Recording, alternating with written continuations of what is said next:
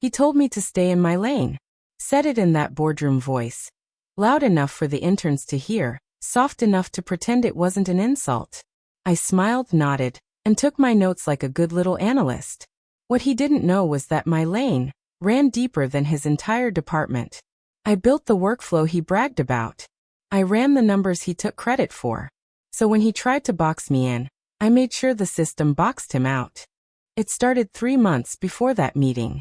Our division was prepping for the quarterly audit, the kind that decides who gets promoted and who gets politely restructured. Grant, the newly hired VP, walked in like he'd built the place. Custom suit, fake smile, and a management style straight out of a TED Talk he didn't finish watching.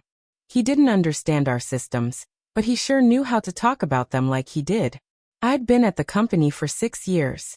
I'd built the analytics backbone, the reporting dashboards, the automated risk models, even the budgeting workflow that saved the company millions. Everyone used my tools, but somehow my name never appeared in the presentations. Then came the lane incident. Grant stopped by my desk one morning with his coffee cup and that corporate smirk. "Zara," he said, "I need you to stay focused on the numbers. Leave the strategy to leadership. Stay in your lane." He said it in front of 2 interns and our HR rep. A nice public humiliation disguised as guidance. I wanted to say something. I really did. But I just nodded and watched him walk away, thinking he'd just shut me down. That day, I made a quiet decision. If he wanted me in my lane, I'd build one straight through his. Every process, every system, every workflow he depended on, I'd already coded, tested, and maintained. He thought I was beneath him. But soon, he'd realize he was standing on my foundation. And when it started shaking, there'd be nowhere left for him to stand. The federal opportunity landed like thunder. An $80 million, 5-year modernization program that could redefine my career. I had been the invisible scaffolding on that proposal for 8 months. Stitching compliance clauses, vetting vendor eligibility, mapping data flows until the diagrams read like my own handwriting. Then Grant arrived and turned a delicate, technical negotiation into a charisma contest. He walked into the first agency briefing with a smile, a 5-slide deck, and 0 of the mandatory disclosures. He called our licensing model proprietary, on a whim. I watched the chat bubble with procurement flags pop up, and felt my stomach drop. That wasn't a misstatement. It was a disqualifier. When the agency went silent, the panic rolled through the office like a bad flu. The CEO pinged me 3 words. "What happened here?" I typed a clean, neutral reply. Protocol wasn't followed, but the truth was dirtier. Someone who didn't know an RFP from an NDA had gambled with our only shot. I could have raised my hand publicly and screamed procedural scripture, until someone listened. But I wasn't interested in noise. I was interested in leverage. So I dug. I pulled onboarding files, compliance archives, and an old scan screener that named Grant on a federal restricted list until mid-2025. He'd signed the disclosure. That detail changed everything. If Grant was ineligible to be a primary liaison, then the call he led was improper from the start. It turned his swagger into a legal vulnerability and handed me the opening I needed. Instead of confronting him, I began to construct a solution, quiet, precise, and legally airtight, the kind that would reassign responsibility without a single public spectacle. I prepared the documentation, and then I planned how to close it cleanly. The next morning, I arrived before sunrise, just me, the hum of the servers, and the soft glow of the dashboards I'd built.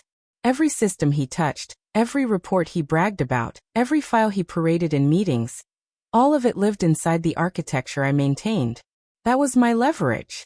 I opened the compliance portal, uploaded the federal restriction notice, and flagged it for internal audit review. Not anonymously but quietly. Then I modified the workflow automation Grant loved to use for his real-time status reports.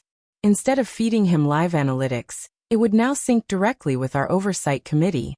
Every decision he approved would automatically ping legal, HR, and procurement, the trifecta of corporate accountability. I didn't hack anything.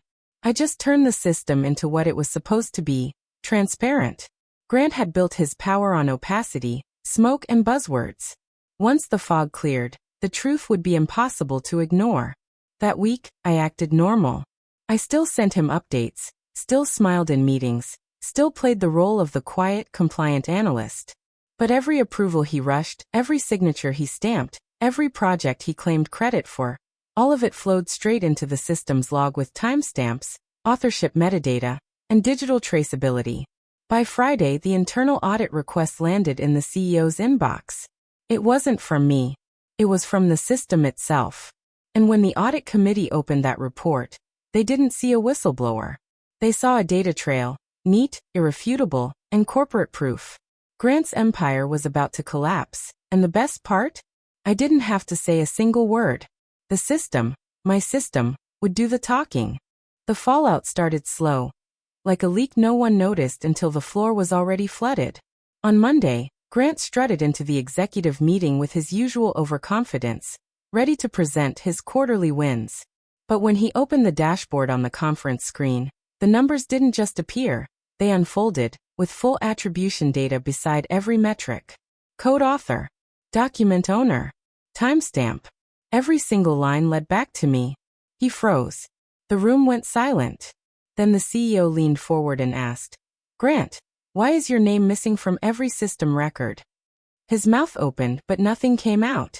He clicked through slide after slide, the automation I'd built exposing everything he'd taken credit for. My models, my scripts, my risk calculations, all traceable. The audit log had turned into a confession. Legal stepped in by Wednesday. The internal audit validated the flagged restriction notice I'd filed, confirming Grant's ineligibility. He tried to argue it was an oversight, that I'd misinterpreted the clause. But the system didn't misinterpret anything. It just displayed facts. HR reviewed his authorization records, and within hours his access was revoked. The last time I saw him, he was standing by the elevator, holding a cardboard box, muttering something about loyalty and ambition. I didn't say a word. I just walked past him and tapped my badge. The elevator doors closed with that soft mechanical sigh that always sounded a little like justice. By Friday, the CEO called me into his office. No reprimands, no speeches, just a new offer. "We're restructuring," he said. "And I think you're ready to lead the department you built." The promotion didn't feel like revenge at first. It felt like relief. After months of pretending to be smaller than I was, I finally had the space to breathe. My first move wasn't to celebrate, though. It was to rebuild. I didn't want another Grant, another loud, empty suit feeding off the quiet work of others. I wanted transparency, accountability, and systems that protected the people who actually kept the company alive. So I rewired the workflow again. Not to expose, but to empower. Every contribution now logged under its rightful author. Every automation tagged with traceable ownership. No more invisible labor, no more stolen credit. Within a month, efficiency shot up by 40%, and for the first time, I saw smiles in meetings that weren't forced. Then HR circulated a new internal memo. Case study, ethical automation. They didn't mention me by name, but I didn't need them to. Everyone in the department knew who'd built the system. Even the CEO started introducing my team as the backbone of operations. One afternoon as I was leaving, I passed Grant's old office. The nameplate was gone. The glass walls reflected only me, tired, calm, and finally unafraid. He told me to stay in my lane. I did. But he never realized that the lane wasn't a boundary, it was a blueprint. One he could never understand, because he mistook silence for submission. Now that same lane runs straight through the heart of the company. It's automated, ethical, and impossible to corrupt. And every time I hear the system hum to life, it reminds me of one simple truth. You don't have to shout to be powerful. Sometimes, you just have to build something that can't be ignored.